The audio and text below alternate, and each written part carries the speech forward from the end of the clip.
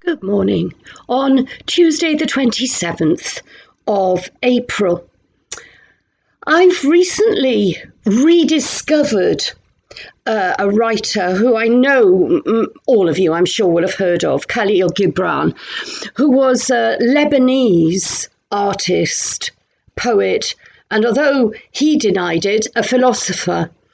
And he wrote some, I think, really good things. He was famous, of course, for the book The Prophet, which had very mixed reviews when it was published in the 1920s. And this month sees the anniversary of his death in 1931. But I came across this again recently, and I thought it would be good to share. The river cannot go back. Nobody can go back.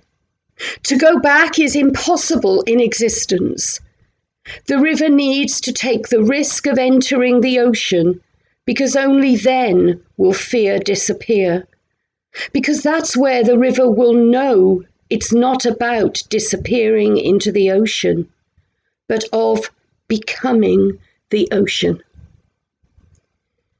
Let's take a moment to be aware of how we feel about the future, about the fear that holds us back, about the fear of the unknown, and the fact that when it comes to it, like that river moving ever forwards, we will enter the next phase, the next stage, and we will become part of it. And I think that's really exciting.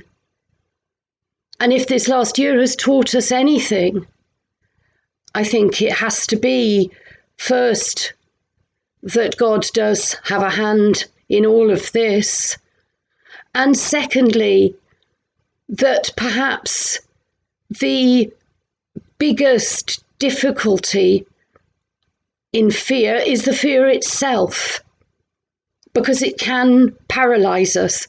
It can limit us in ways that probably really are not necessary. Because unless we are of a disposition to be colossal risk takers, which the majority of people aren't, and anyway, one person's risk is another person's safe harbour.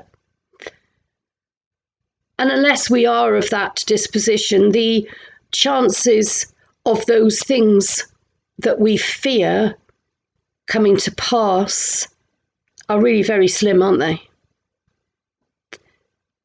The river will know it's not about disappearing into the ocean, but of becoming the ocean. God bless.